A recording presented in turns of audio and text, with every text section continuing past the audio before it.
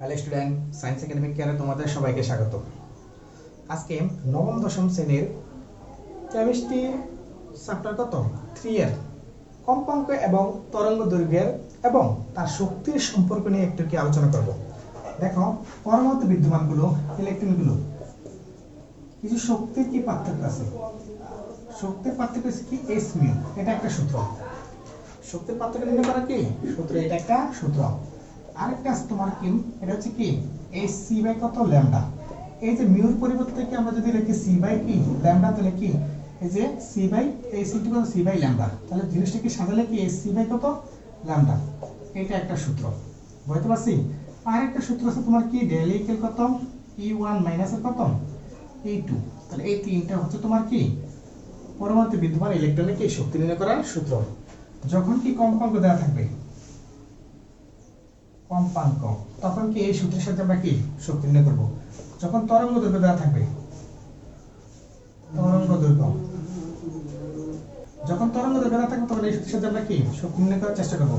যখন শক্তি দেওয়া থাকবে বের করতে পারবে কি শক্তি, তখন আমরা এই সূত্রের সাথে শক্তি কত নির্ণয় করার চেষ্টা করব। আচ্ছা, এখন আমরা একটা অঙ্ক দেখি। এখন যে অঙ্ক দেখি আমরা, প্রশ্ন বলছে সোডিয়ামের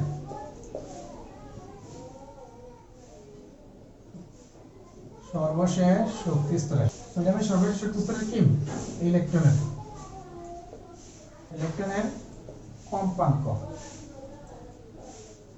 3 কত 10 পাওয়ার কত 8 হার্জ হলে তার শক্তি পার্থক্য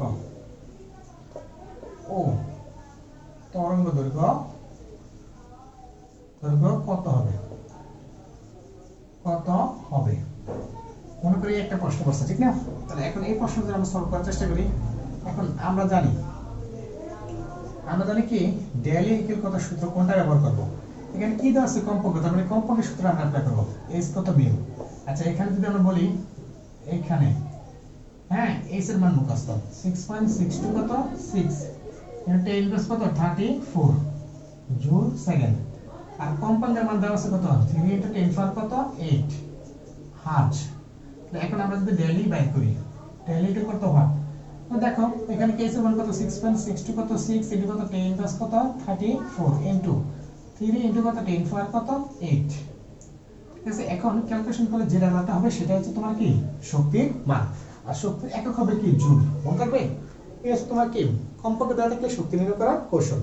এখন আমরা তারপরে আরেকটা প্রশ্ন হচ্ছে কি তরঙ্গ দৈর্ঘ্য নির্ণয় করতে বলছে, ঠিক না। এখন তরঙ্গ দৈর্ঘ্য যদি আমরা নির্ণয় করতে যাই তখন কি করব, কি খেয়াল করো আবার বলে কি আবার আমরা জানি মিউ ইকুয়াল কত সি বাই কত ল্যামডা। এখন আর গুণ করলে কি সি আর ল্যামডা, মিউ আর ল্যামডা গুণ করলে কি মিউ ল্যামডা আর সি এ কে সি, এখন ল্যামডা যদি কি রাখি তাহলে কি সি বাই কত মিউ। আচ্ছা, এখন যদি আমরা কি জিনিসটা মুছি, তাহলে এখন একটু খেয়াল করো সি এর মানটা কত 3 ইনটু কত 10 পাওয়ার কত 8, এটা মুখস্থ। এখানে কি এখানে সি এর মান হচ্ছে কি 3 ইনটু 10 পাওয়ার কত 8 এম এস ইনভার্স 1। আচ্ছা, আর মিউর মান তো আমরা দেওয়াই আছে, তাহলে 3 ইনটু কত 10 পাওয়ার কত 8। এখন যদি ক্যালকুলেশন করি তাহলে কাটা থাকে কি 1, তার মানে 1 মিটার। তরঙ্গ দৈর্ঘ্য হচ্ছে কত 1 মিটার। এই টাইপের কি অঙ্কগুলো তোমার কি অনেকগুলো আসে, হ্যাঁ তোমার কি সৃজনশীল এবং কি এমসিকিউ থেকে কম্পাঙ্ক দেওয়া থাকতে পারে, তরঙ্গ দৈর্ঘ্য বের করতে বললে, আবার কি শক্তি বের করতে বলে, আবার কি তোমার কি তরঙ্গ দৈর্ঘ্য দেওয়া থাকে কম্পাঙ্ক বের করতে বলে এবং কি শক্তির পার্থক্য বের করতে বলে। এই কনসেপ্টের সাথে কি অনেকগুলো কি এমসিকিউ আসতে পারে এবং কি সিকিউতেও কি আসতে পারে। অবশ্যই তোমরা এগুলো কি প্র্যাকটিস করার চেষ্টা করবে। সূত্র কিন্তু এই তিনটাই ডেলি, একটা হচ্ছে ডেলি ইকুয়াল কত এস মিউ, আরেকটা হচ্ছে ডেলি ইকুয়াল কত এস সি বাই ল্যামডা, আরেকটা হচ্ছে ডেলি ইকুয়াল কত E1 মাইনাস কত E2। আশা করি বুঝতে পারছি ক্লাসটা। যদি আমার ক্লাসগুলো অবশ্যই বুঝে থাকো তাহলে অবশ্যই লাইক কমেন্ট শেয়ার করবে এবং কি অন্যদেরকে দেখার সুযোগ করে দিবা। আজকে তোকে আল্লাহ হাফেজ।